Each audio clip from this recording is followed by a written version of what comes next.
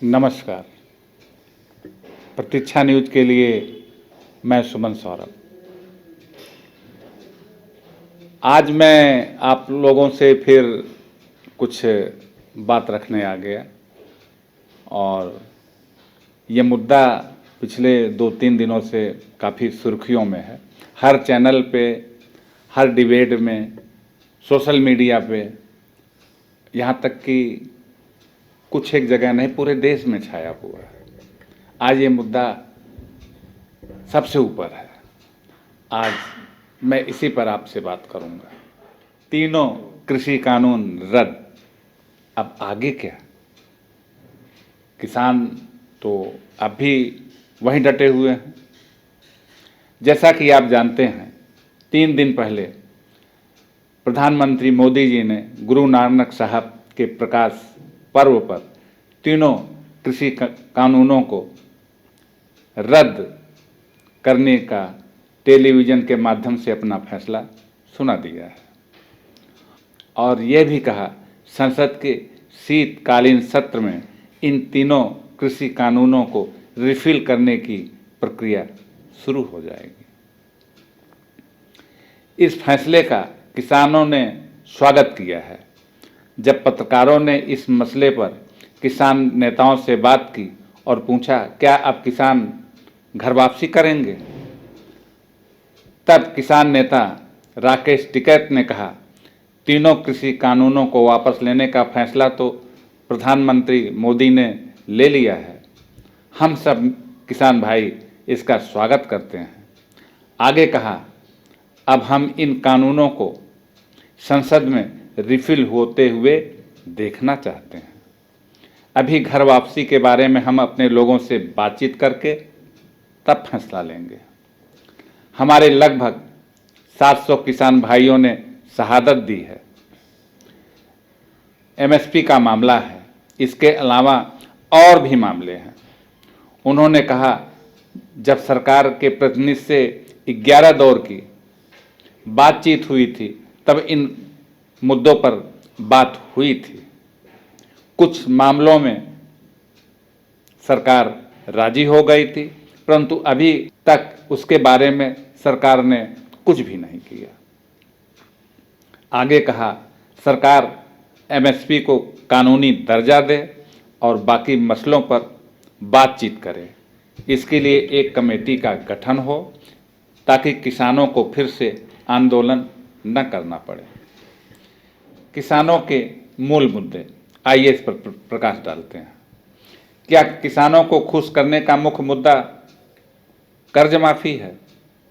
किसानों की मूल समस्याओं का निवारण क्यों नहीं हो पाता है? किसानों को उनकी उपज का सही मूल्य क्यों नहीं मिल पाता? जब कृषि लागत वर्ष प्रति वर्ष बढ़ती जाती है, सरकारें योजनाएं तो बहुत बनाती हैं, परंतु समय के साथ वो फाइलों में दबी रह जाती हैं। क्या सरकारें क्षणिक लुभावने सपना दिखाकर कृषक समाज को अपनी राजनीतिक हितों के लिए इस्तेमाल करती हैं? अतीत से वर्तमान तक सरकारें बदलती रही हैं। कभी किसानों की कर्ज माफी की घोषणा होती है तो कुछ राज्य सरकारें किसानों को मुफ्त बिजली देने की बात करती हैं। किसानों का मानना है जब वो फसल तैयार करते हैं तब औने पौने दाम में खरीद ली जाती हैं। जब वो बाजार में फसल पहुंचती है तब उन फसलों की कीमत 2 गुना या 3 गुना हो जाती है। उनकी फसल का वाजिब दाम उन्हें क्यों नहीं प्राप्त होता है? हम कह सकते हैं सरकारें जो किसानों के लिए घोषणा करती हैं वो मात्र राहत है, निदान नहीं है। आखिर अतीत से वर्तमान तक हमारी सरकारें किसान वर्ग के प्रति संवेदनशील क्यों नहीं हैं? यह आज के संदर्भ में बहुत बड़ा प्रश्न है। हमारा किसान समाज पूरे देश को मूलभूत आवश्यकता भोजन की आपूर्ति करता है। जीव मात्र वह कुछ भी हो सकता है, उसकी पहली प्राथमिकता भोजन है। यह कृषक वर्ग जो रात दिन सर्दी गर्मी बरसात में कड़ी मेहनत करके समाज और देश का पेट पालता है, उसकी इतनी दयनीय स्थिति क्यों है? हम बड़े महलोनुमा मकान के बदले एक कमरे में रह सकते हैं। 8-10 जोड़ी कपड़ों की जगह एक जोड़ी वस्त्र से काम चला सकते हैं। कल्पना कीजिए, क्या कोई बगैर भोजन के जीवित रह सकता है? किसान जो हमारा अन्नदाता है, वह इतना बेबस और निरीह क्यों है? क्या उसका मूल कारण यह है कि कृषक समाज शिक्षा जैसी मूल आवश्यकता से वंचित है? दूसरे शब्दों में कह सकते हैं, वो सामाजिक आर्थिक रूप से कमज़ोर है। यही कारण है देश का सबसे बड़ा तबका होकर भी वो जागरूक और संगठित नहीं है। सरकारें आती हैं और जाती हैं। समय पड़ने पर ये सरकारें अपनी राजनीतिक स्वार्थ पूर्ति के लिए उन्हें राहत के नाम पर क्षणिक लाभ का झुंझुना पकड़ा देती हैं। पूर्व से वर्तमान तक पूरे देश में आए दिन किसान के खुदकुशी की घटनाएं सुनने को मिलती हैं। हम कह सकते हैं, कड़ी मेहनत के बाद भी वह कर्ज में डूबा रहता है। सरकारें खुद ही फसलों की एमएसपी तय करती हैं, जबकि मात्र 6 से 8% फसलें ही सरकार तय एमएसपी पर खरीदती है।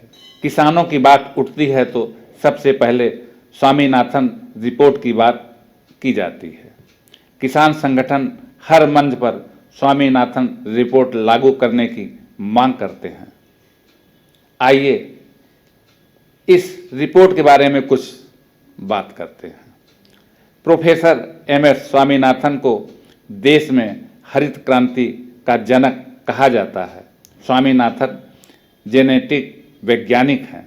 तमिलनाडु के रहने वाले इस वैज्ञानिक ने 1966 में मेक्सिको के बीजों को पंजाब की घरेलू किस्मों के साथ मिश्रित करके उच्च उत्पादकता वाले गेहूं के संकर बीज विकसित किए।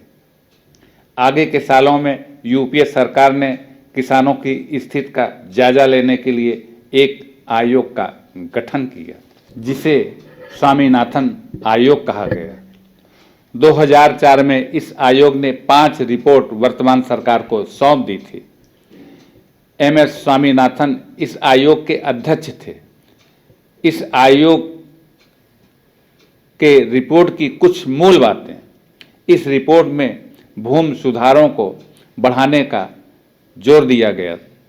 अतिरिक्त और बेकार जमीनों को भूमिहीनों में बांटने पर जोर दिया गया, ताकि आदिवासी क्षेत्रों में पशु चराने का अधिकार उन्हें पूरी तरह से मिल जाए। किसान की आत्महत्या का समाधान तथा राज्य स्तरीय किसान कमीशन बनाने का भी जोर दिया। इस रिपोर्ट में स्वास्थ्य सुविधाएं बढ़ाने और किसानों की वित्तीय तथा बीमा की भूमिका को पुख्ता बनाने पर भी पूरा जोर दिया गया है।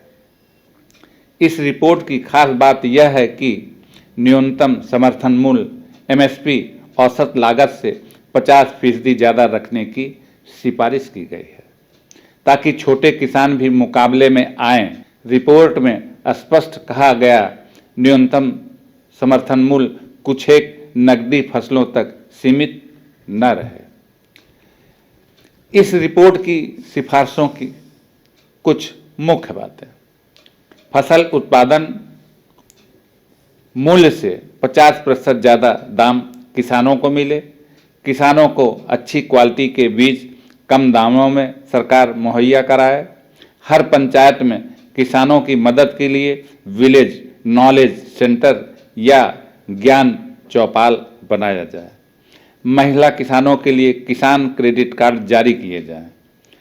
किसानों के लिए आपदा फंड बनाया जाए, ताकि बारिश, सूखा आदि प्राकृतिक आपदाओं के आने पर किसानों को मदद मिल सके।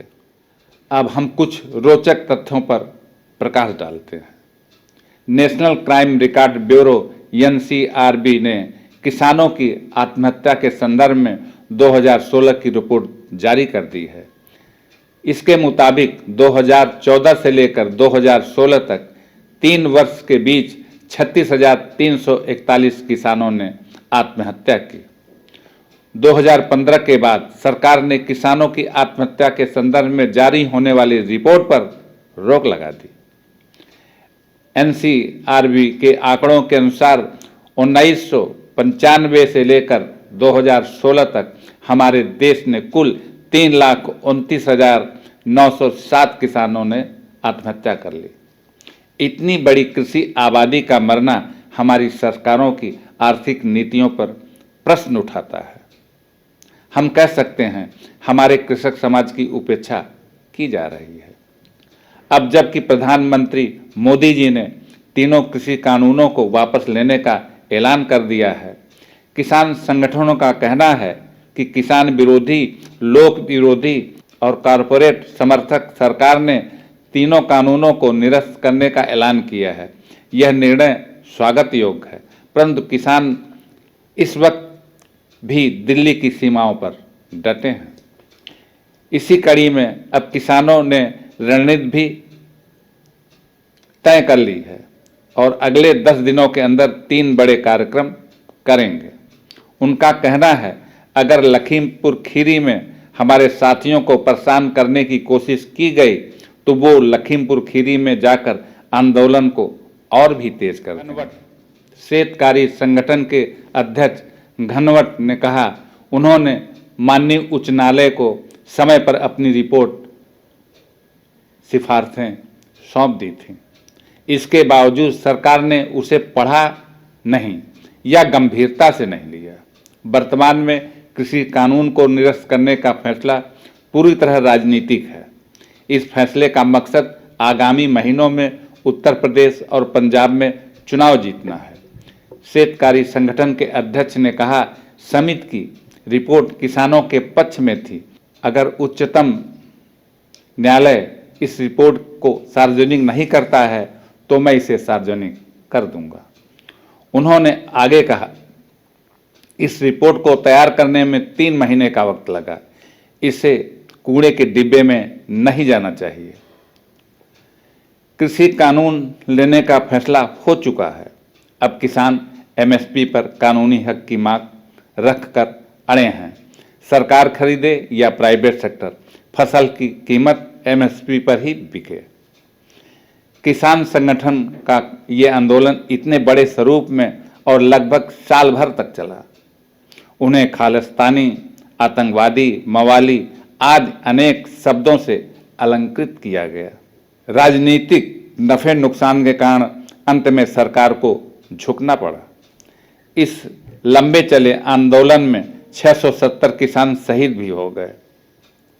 सरकार ने उनके प्रति सहानुभूति के 2 शब्द भी नहीं कहे। पिछले दिनों घटित हुई लखीमपुर खीरी की घटना ने पूरे देश में आक्रोश का माहौल पैदा कर दिया था। क्या सरकारें अपने स्वार्थ में मदमस्त होकर तानाशाही रुख अख्तियार कर लेंगी?